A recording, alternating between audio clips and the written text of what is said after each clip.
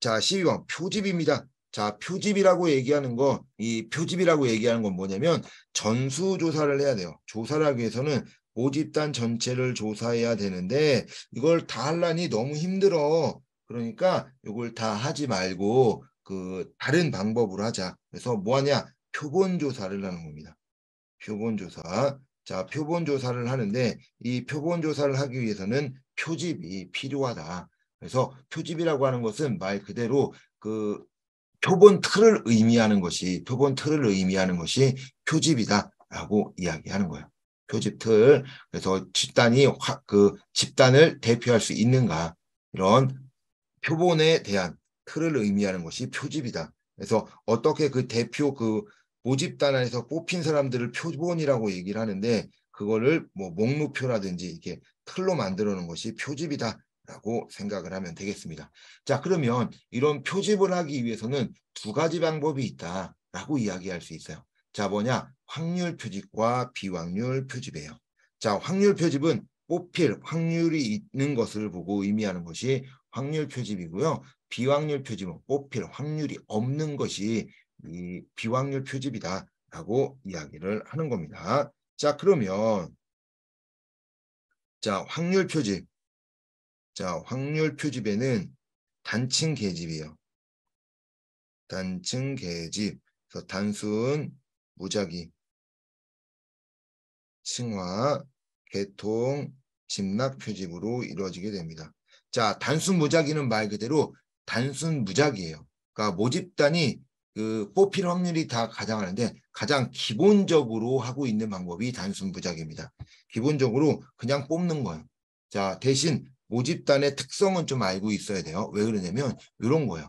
우리 제비뽑기를 한다고 하면 자, 제비뽑기도 단순 무작위의 이제 하나의 종류인데 뽑기하면 1번이 누구인지, 2번이 누구인지, 3번이 누구인지 이건 다 알고 있어야 되겠죠.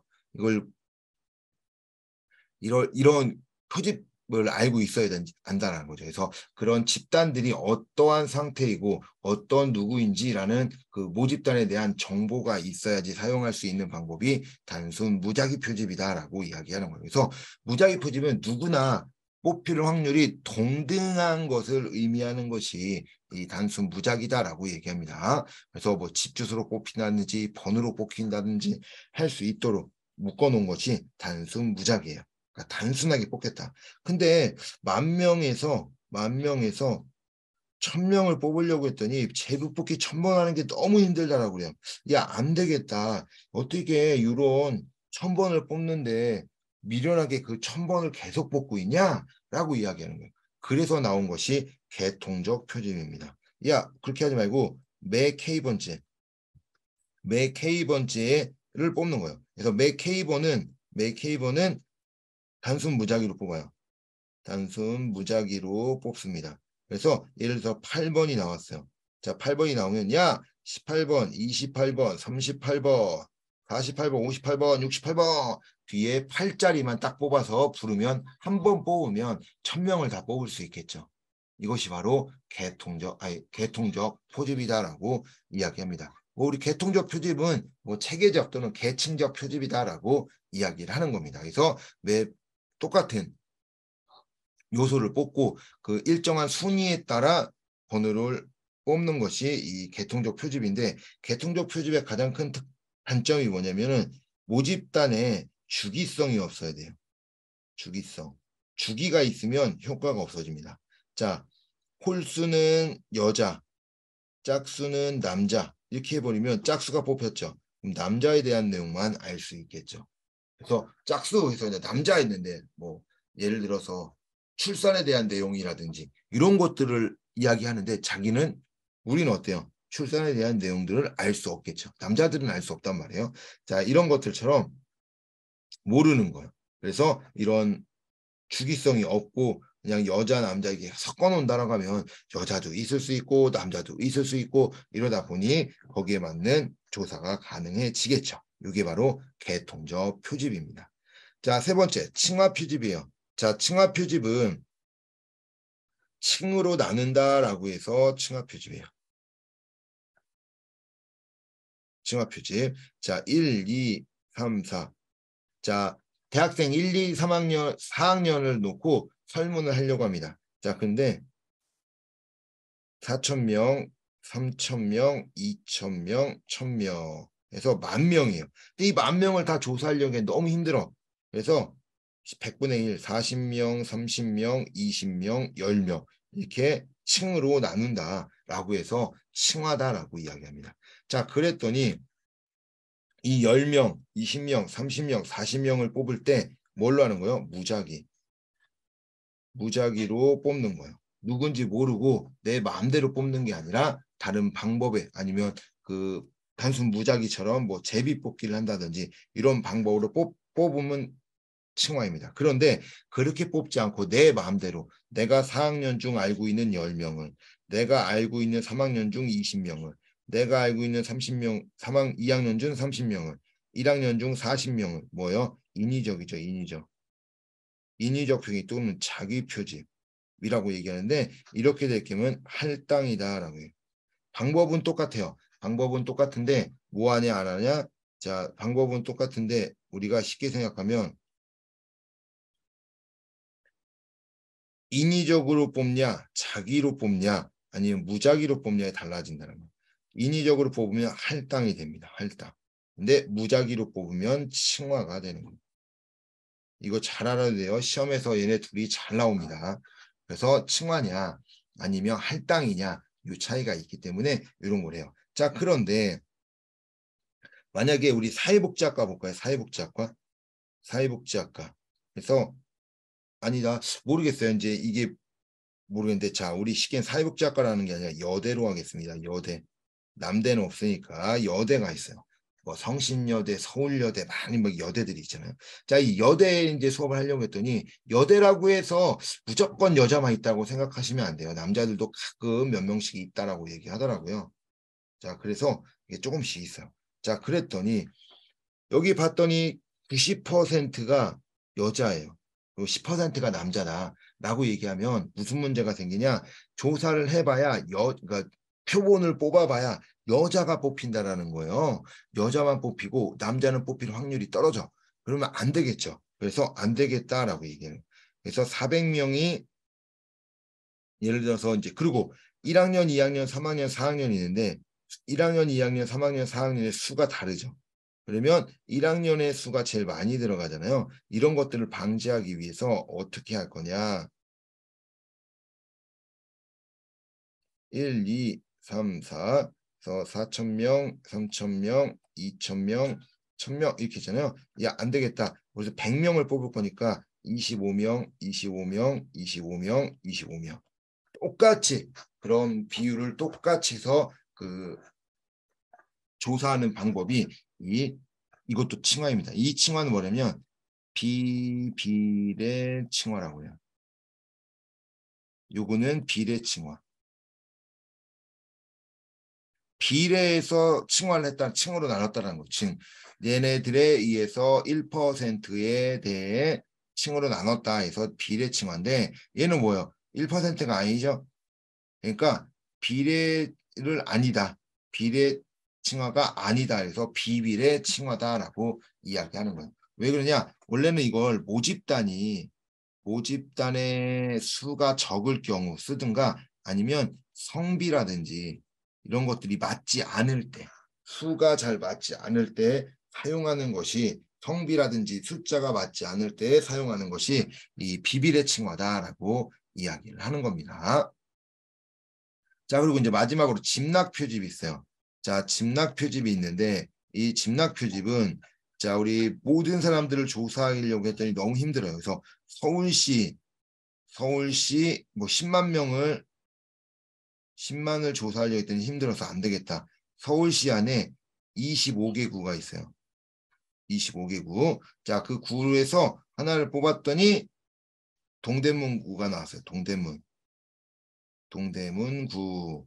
그러면 동대문구에 구가 뽑혔으니까 동대문구 안에 여러 개의 동들이 있겠죠. 그럼 동대문구, 동대문동에서 동대문동이 딱 뽑혔어요. 그러면 그 동대문동을 대상으로 조사하는 거죠. 그리고 나서 뭐라고요? 자, 우리 서울시의 조사에 의하면 이런다고 한다. 라고 이제 이야기하는 것이 이 군집 또는 집락 표집이다라고 이야기하면서 처음에 큰 거, 그다음에 작은 거, 또 작은 거, 작은 거 이렇게 내려오면서 여러 개의 집단으로 구별하고 하나를 뽑고 또 그 안에 있는 또 여러 가지 집단 중 또 하나를 뽑고 그 안에 있는 또 여러 가지 중 또 하나를 뽑아서 그것을 조사하는 방법이 이 집락 또는 군집 표집이다라고 이야기하는 거죠. 자, 그러면 무슨 문제가 생기냐? 이 군집 표집에 좀 단점이 있긴 해요. 집락 표집에 단점이 있는데 무엇이 있냐라고 하면은 너무 이제 예를 들어서 서울시 집값을 물어봐요.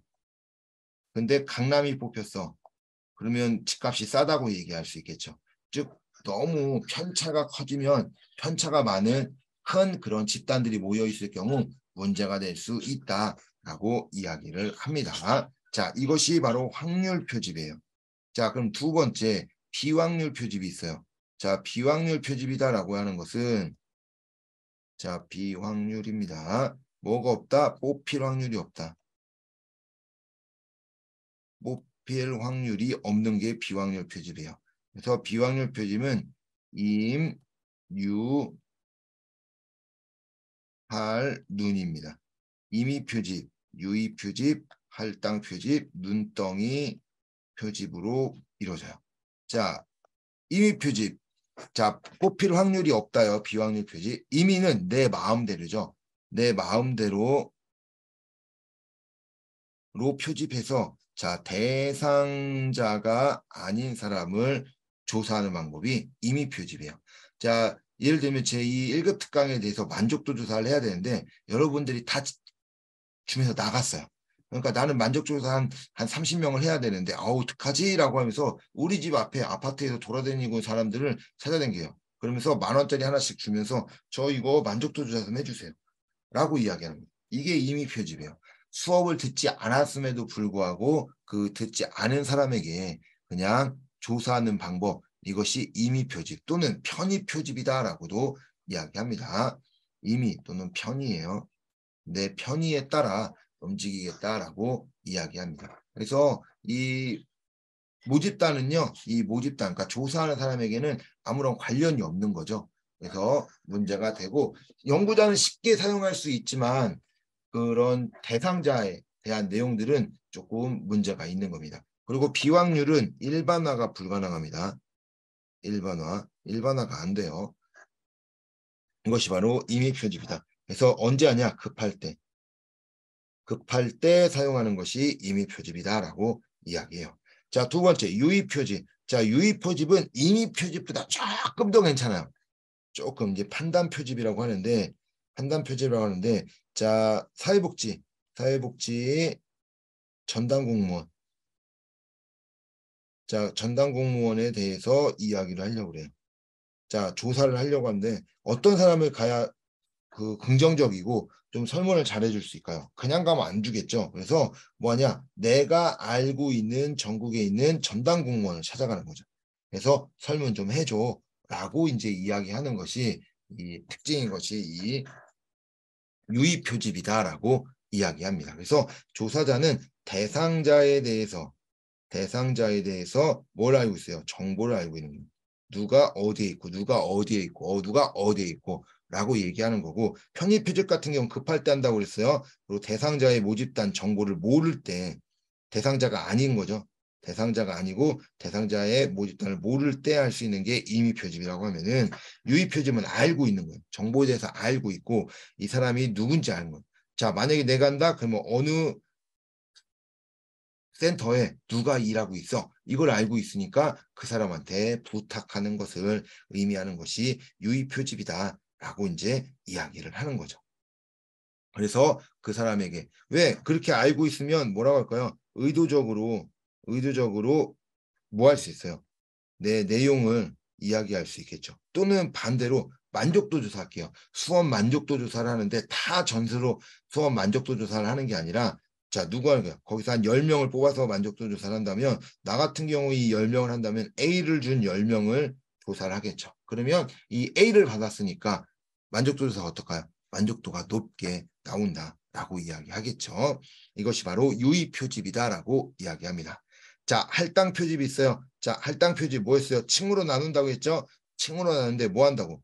인위적 또는 자기 표집, 인위적 표집을 하는 경우 할당 표집이 된다. 인위적 표집을 한다는 점에서 다른 겁니다. 인위적 표집을 하면 할당 표집이다. 자, 마지막 눈덩이 표집이 있습니다. 자, 눈덩이는 이렇게 처음에 눈이 조그맣잖아요. 이게 나중에 굴고 그러면 이렇게 커진다라고 해서 눈덩이 표집인데, 자, A라는 사람을 찾아가요. 그래서 그 장애 아동을 데리고 있는 부모 모임에 갑니다. 그래서 그 사람들은 이제 얘기하려고 하면 얘기를 잘 안 해주겠죠. 왜 우리 아이가 장애가 있다고 이제 이걸 오픈해야 되니까 싫어요. 그래서 알고 있는 A한테 물어봅니다. 설문하고 다른 사람 좀 소개시켜줘. 그랬더니 B하고 C를 소개시켜줘요. C는 D하고 E를 소개시켜주고 E는 F, 뭐 G, H 뭐 이렇게 사람들을 막 소개시켜줘요. 나중에는 이렇게 쭉쭉쭉쭉 나가다 보니까 처음에는 한 명으로 시작했는데 나중에는 이만큼 많은 자료들을 찾을 수 있겠죠. 그리고 이제 그 자료가 이제 남는단 말이에요. 자, 이런 것들이 눈덩이 표집이다라고 이야기합니다. 한 명에서 시작했지만 나중에는 많은 사람들로 늘어나게 되는 이제 점진적으로 늘리게 되는 이런 표집이 눈덩이 표집이다라고 이야기해요. 그래서 이런 것들은 대상자를 찾기 어렵던가 대상자를 찾기가 어려워요. 또는 뭐요? 그 민감한 주제를 조사할 때 나타나는 것이 이 눈덩이 표집이다라고 이야기를 합니다. 그래서 단순 무작위통 단층 계집, 단층 계집이고요. 자, 비확률 표집은 임유할 눈이요. 임유할 눈에서 네 가지로 이루어진다라고 이야기를 합니다. 그래서 이제 비교를 한다라고 하면은 아까 이야기한 것처럼 확률 표집은 표본 추출을 알 수 있죠. 누가 뽑힐 누구다라고 이제 알고 왜 모집단을 알고 뽑는 거니까 누가 뽑힐 수가 있는데 비확률은 내 뽑을 확률이 없다. 뽑힐 확률이 있다, 뽑힐 확률이 없다라고 얘기해요. 자, 일반화 무작위를 하기 때문에 일반화가 가능하다. 자, 이는 뭐요? 일반화를 하지 않고 내 인위적으로 하는 거죠. 인위적. 그래서 자기 표집을 한다. 아니면 인위적 표집을 한다라고 얘기하고요. 표집 오차 가능하죠. 표집 오차가 생깁니다. 왜? 표본을 하는 데 있어서 그 표본에 막 뽑다 보니까 표집 오차가 나타날 수 있는데 자, 여기는 비확률은 불가능해요. 누가 뽑힌지 모르는 거죠. 아, 누가 뽑히는지 아는 거죠. 내 맘대로 뽑아버리니까 표집 오차는 생기지 않습니다. 자, 시간이 많이 소요돼요. 왜?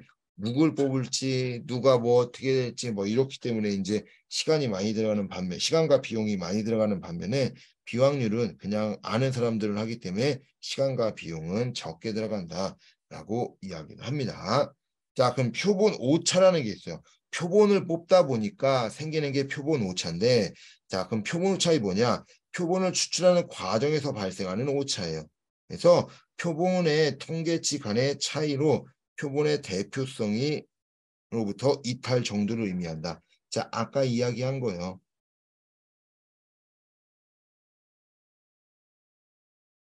자, 이게 5.5인데 자, 8, 9, 12 뽑혀서 평균이 9가 뽑혀요.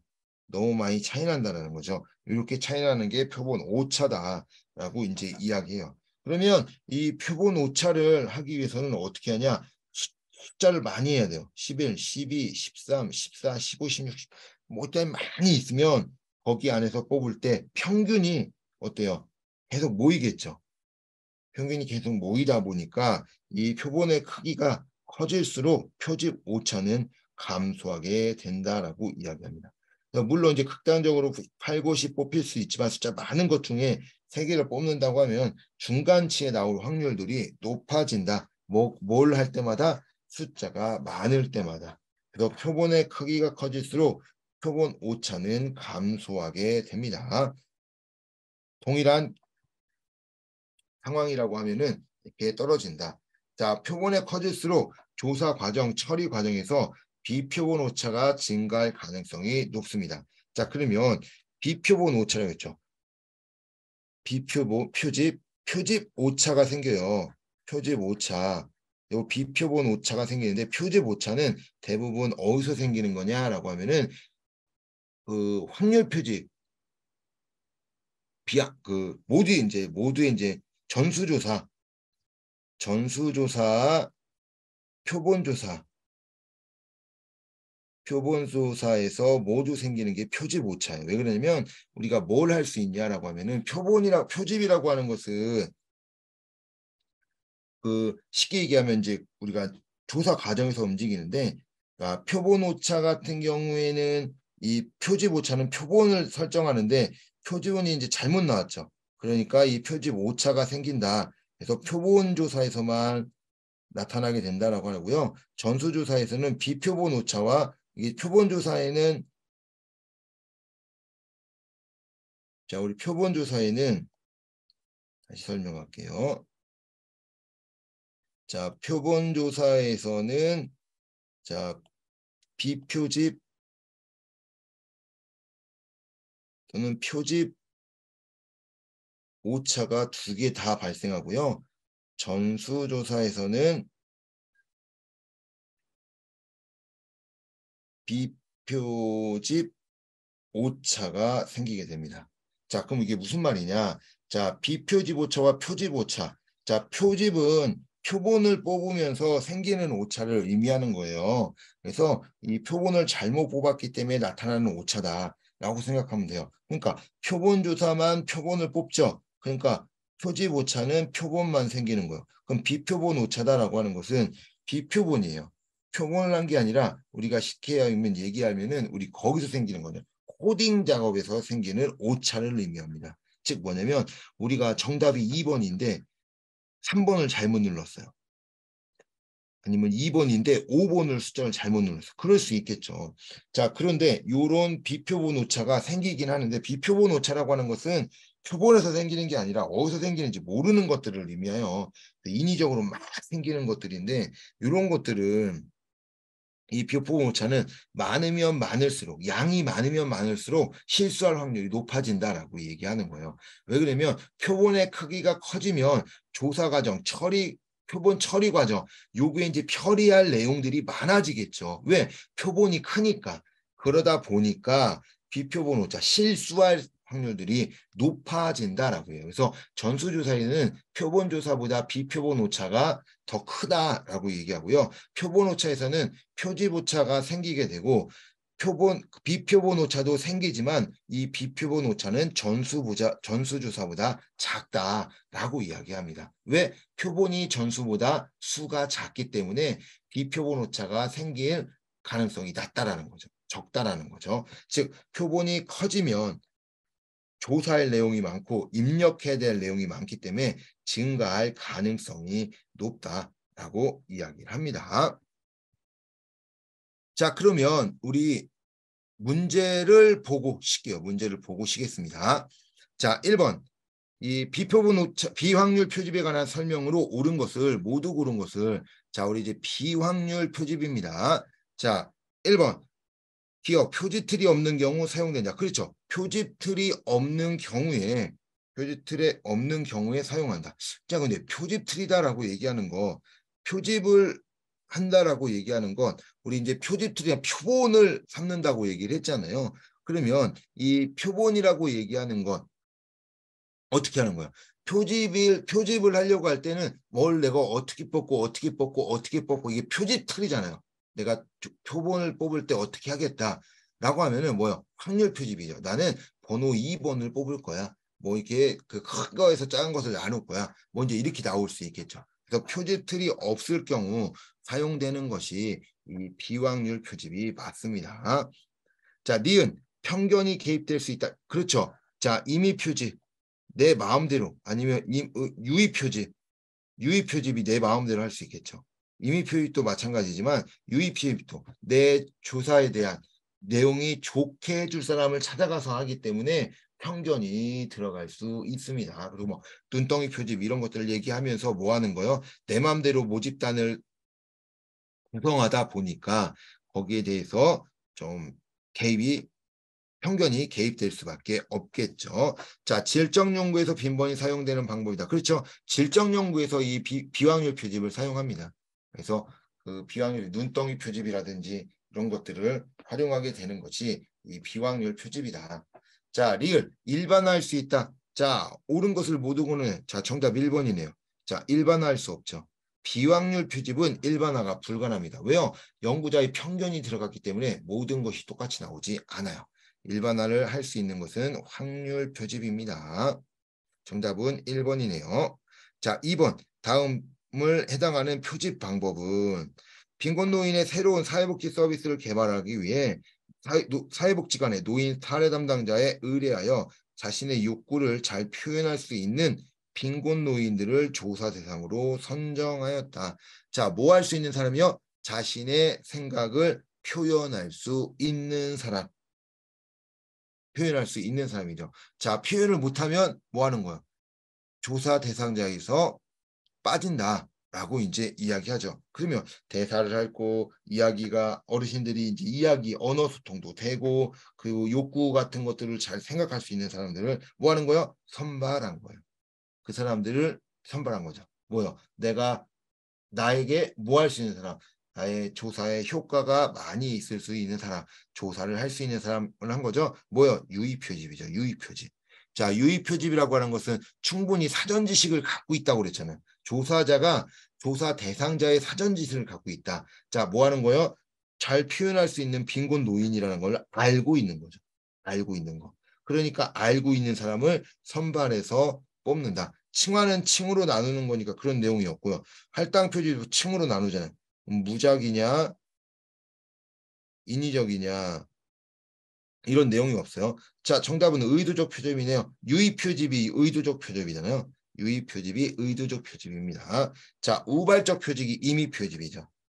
우발적 표집이 임의 표집인데 이 임의 표집에 대한 내용은 없어요. 그 대상자가 아예 아니다라는 거 안 나옵니다. 자, 체계적 표집. 자, 우리 체계적 표집이 단층 계집 할 때 층화가 계통적 표집이 이 체계적 표집이에요. 계통.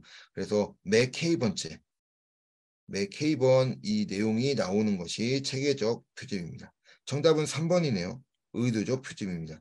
잘 표현할 수 있는 사람을 데리고 와서 한다라고 얘기했죠. 이런 것들은 이 의도적 표집에 들어갑니다.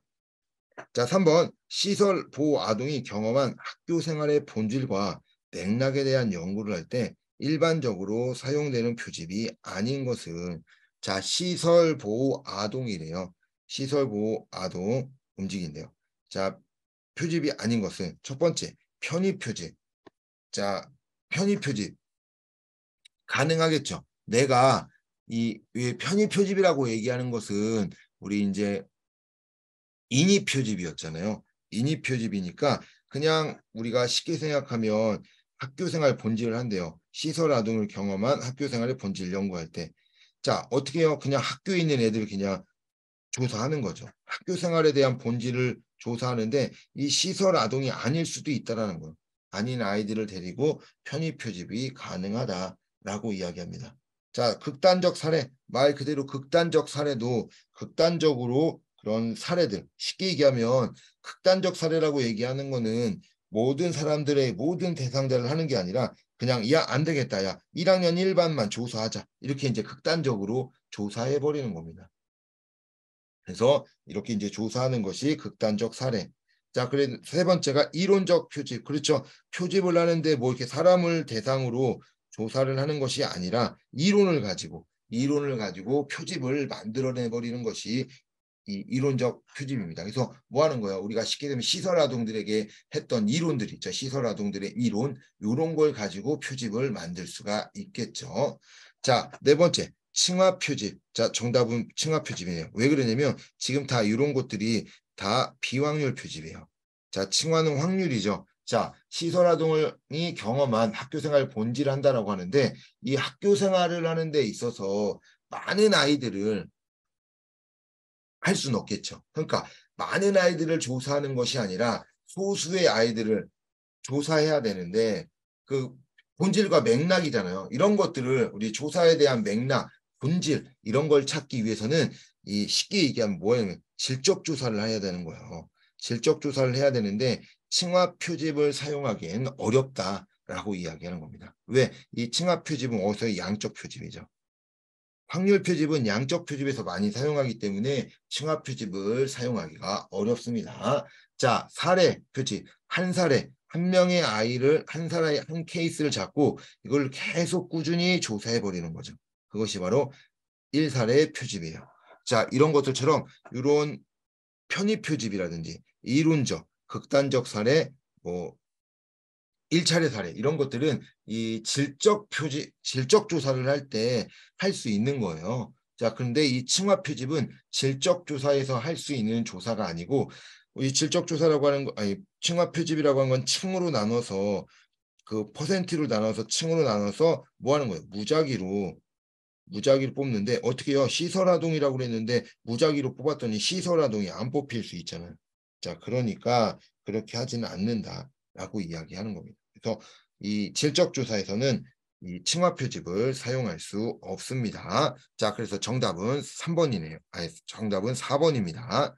자, 마지막 다음 조사에서 해당하는 표집은 한국산업인력공단에서 2015년 1급 시험의 합격자를 명단에서 수험 번호가 가장 앞쪽인 10명 중 무작위로 첫 번째 요소를 추출했다. 그로부터 매 요소, 매 10번째 요소에 추출하여 합격자의 특성을 파악하였다. 뭐예요? 합격자가 있는데 합격자를 쭉 내서 앞번인 10명을 이렇게 봤대요. 10명을 보고 그 10번째 요소를 추출했대요. 그래서 예를 들어 그냥 번호 10번 이렇게 했으면 그 10번에 대한 뒤에 10번에 들어가 있는 0번에 대한 번호가 들어있는 합격자들을 그 뭐야 특성을 파악했다라고 하죠. 매 첫 번째 요소, 매 K번째죠. 매 K번이 10번이네요. 자, 이렇게 들어가는 거죠. 자, 이거 뭐였어요? 매 K번째로 들어간다라고 이야기하는 것은 체계적 표집이죠. 층화, 단층, 개통이죠. 개통적 또는 체계적 표집이 이 매 K번째다라고 얘기했습니다. 그래서 다른 거 볼 필요가 없고 여기 매 K번째 있잖아요. 매 10번째 요소를 추출했다. 요거만 보더라도 개통적 또는 체계적 표집이다라는 것을 알아야 됩니다. 정답은 1번이 되겠습니다.